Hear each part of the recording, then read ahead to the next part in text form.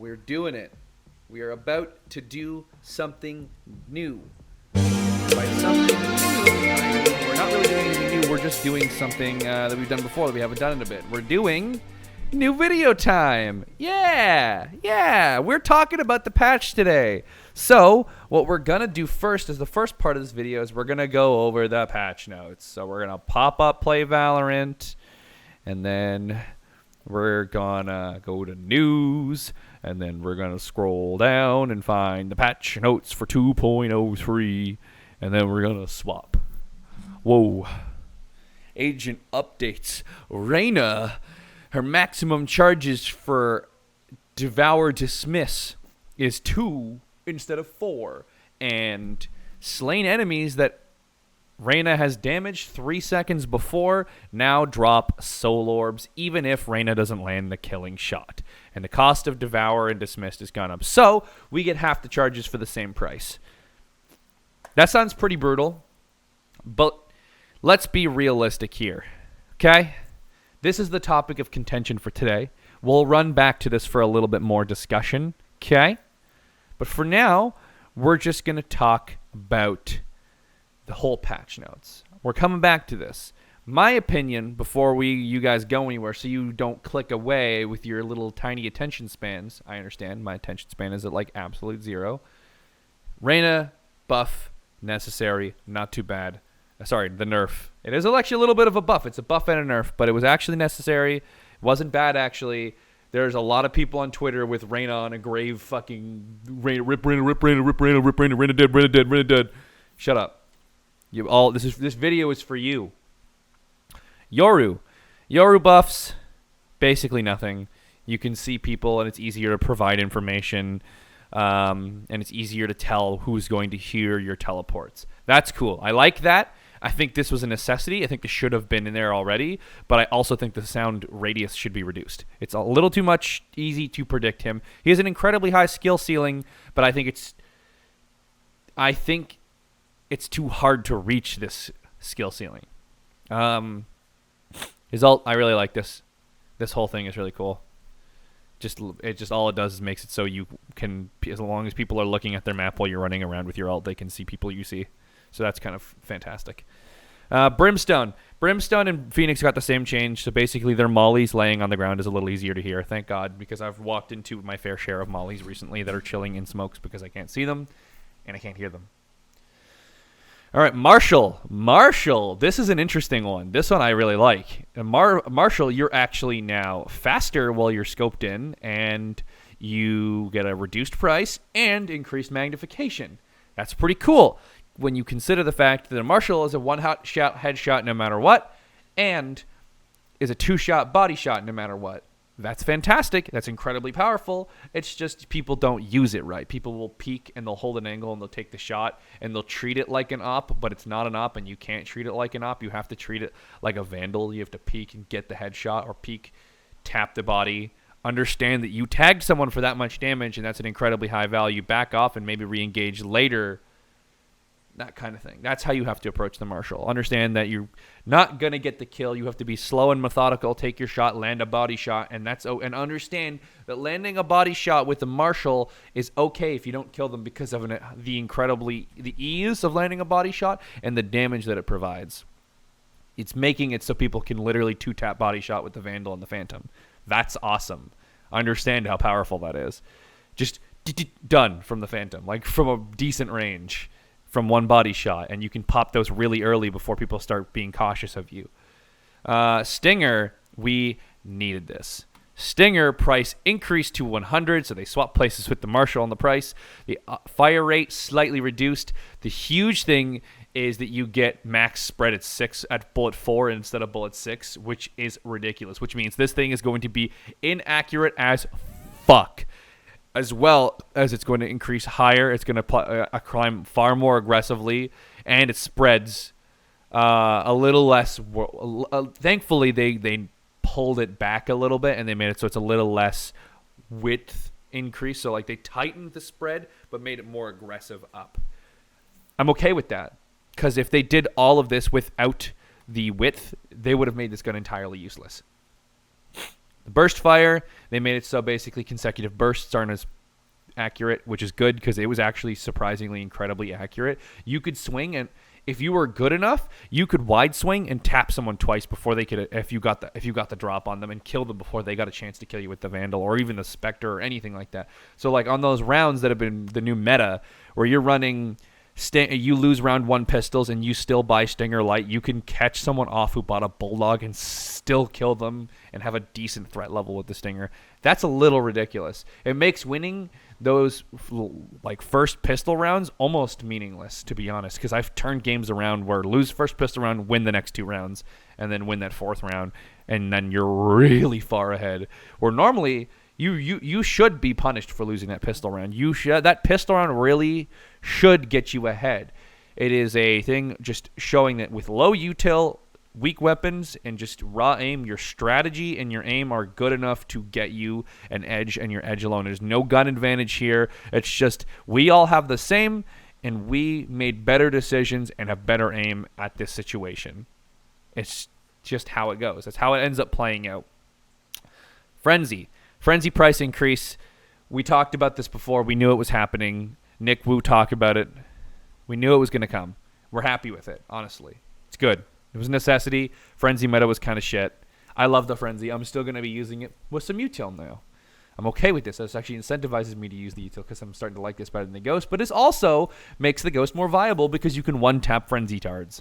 So, feels good.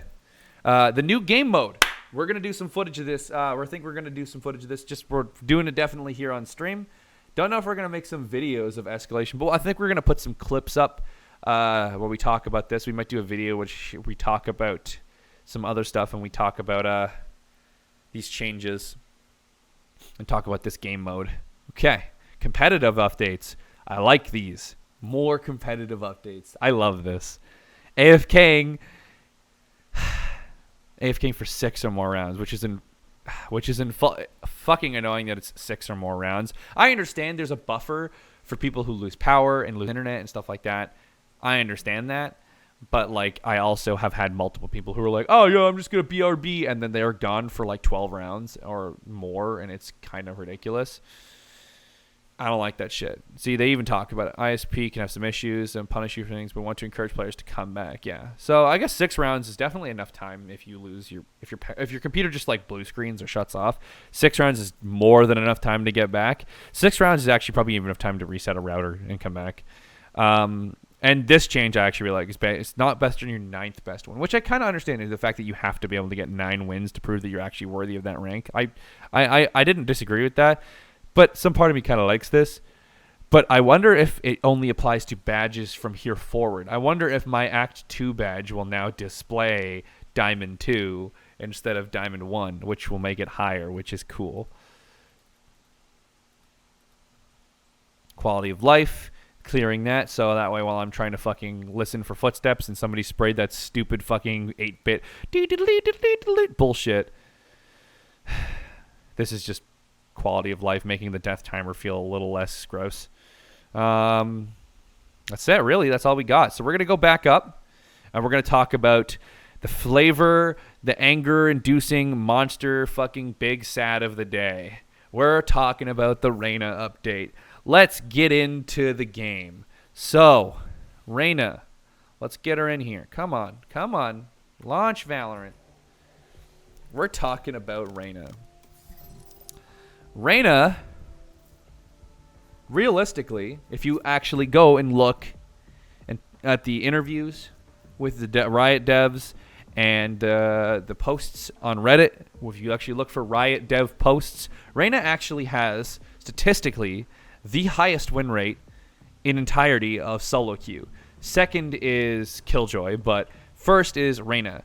She's the highest win rate, and for a good reason. She's incredibly strong. She is the carry agent. If you are mechanically better when it comes to using your pistols or your guns, and you have better gun skills than the other person, you will succeed. You are almost guaranteed to win with Reyna. That's the thing. She prevents the thing that would...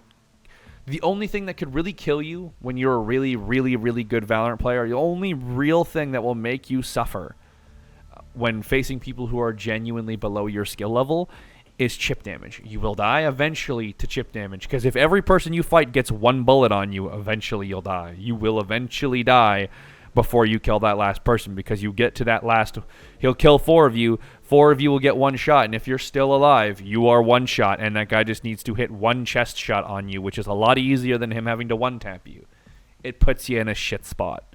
So, if you have to clutch up that much all that often, Reyna's the one to do it. Reyna could do it. Reyna could always do it. She's always been incredibly strong in terms for her ability to outplay people lower than her.